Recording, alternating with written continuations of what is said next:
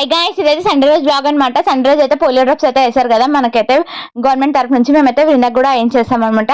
So ఇంటికి రాగానే అయితే మా ఆయన అయితే తలకాయ కూర అయితే మార్నింగ్ అయితే తీసుకొచ్చి పెట్టారు. సో ఇంటికి రాగానే ఫస్ట్ దాన్ని క్లీన్ చేసి పక్కన పెట్టేసుకున్నాను. సో ఇక్కడైతే మీకైతే వీడియో అయితే షూట్ చేశాను అనమాట. మా ఆయన అయితే డైట్లో ఉంటారు కాబట్టి నేను రాగానే అయితే బ్రేక్ఫాస్ట్ అయితే ఫినిష్ చేశాను. మార్నింగ్ అయితే తినలేదనమాట. సో ఇంకా మా ఆయనకు 12:30 వరకు లంచ్ అయితే పెట్టాలి కాబట్టి మా ఆయన డైట్లో ఉన్న రోజు చీట్ డే అనమాట. సండే రోజు ఒక్కరోజే మా ఆయన అయితే రైస్ తింటారు. డైరెక్ట్ ఇంకా టిఫిన్ కూడా ఆ రోజు చేయరేమి. సో ఇంకా వచ్చేసి ఇక్కడైతే బాండి పెట్టేసుకున్నాను. ఇది వచ్చేసి 5 లీటర్స్ కుక్కర్ అనమాట. సో అది పెట్టేసుకున్నాను కలపడానికి ఈజీగా ఉంటుందని. ఇదేమో వచ్చేసి 1 kgకి పైన ఉందనమాట. సో అందుకని చెప్పి ఈ గిన్నె అయితే పెట్టుకున్నాను. 2 లీటర్స్ కూడా సరిపోతుంది. సో బట్ నేనైతే ఇదైతే మంచి పెద్దగా ఉంటుంది, మంచి కలుపుకోవడానికి సౌకర్యంగా ఉంటుంది పెట్టుకున్నాను. సో ఇక్కడ మీకైతే ఫస్ట్ అయితే ఆనియన్స్, పుదీనా, కొత్తిమీర అండ్ పసుపు, అల్లం వెల్లుల్లి పేస్ట్, ఉప్పు, కారం, ధనియాల పొడి, గరం మసాలా యాజ్ యూజువల్గా అవన్నీ కావాల్సినవి. సో అవన్నీ అయితే ముందే కట్ చేసి పెట్టేసుకున్నాను. సో ఇక్కడైతే ఆనియన్స్ అయితే నూనె వేడైన తర్వాతకి లవంగాలు కొంచెం వేగిన తర్వాత ఇందులో యాడ్ చేస్తున్నాను. లవంగాల ఫ్లేవర్ అయితే సూపర్ బాగుంటుంది తలకాయ కూరలో. సో కంపల్సరిగా లవంగాలు అయితే ఆయిల్లో మాత్రమే వేయండి, చాలా మంచిగా ఉంటుంది ఫ్లేవర్ అనేది. అండ్ దాంతోపాటు మనకైతే కోకోనట్ పౌడర్ కూడా కావాలి, అది నేను మీకు చూపించలేదు. సో అది కూడా కావాలన్నమాట. కోకోనట్ పౌడర్ మీ ఇంట్లో చేసుకున్న పర్వాలేదు, బయట నుంచి అయితే తీసుకురావచ్చు. సో ఇక్కడైతే మంచిగా పసుపు కూడా యాడ్ చేసినాము, ఉప్పు కూడా యాడ్ చేసేస్తున్నాను.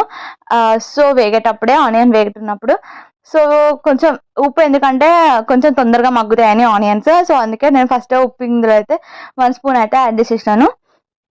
సో మంచిగా అయితే కలిపేసుకున్నాను. అది ఆనియన్స్ కొంచెం మగ్గినాయి అనుకున్నాం కానీ అందులో అయితే 100 grams అల్లం వెల్లుల్లి పేస్ట్ అనమాట. మీరైతే మంచిగా ఇందులో అల్లం వెల్లుల్లి పేస్ట్ ఎంత ఉంటే అంత ఫ్లేవర్ అనమాట. సో చూసారు కదా, దాంతో గ్రేవీ అనేది వస్తుంది, మనకి ఎక్కువగా పడుతుంది అల్లం వెల్లుల్లి పేస్ట్. ఆ తర్వాత అయితే నాన్ వెజ్ ఎందులో అయినా అల్లం వెల్లుల్లి పేస్ట్ వేస్తేనే టేస్ట్ అనమాట, మంచిగా ఉంటుంది.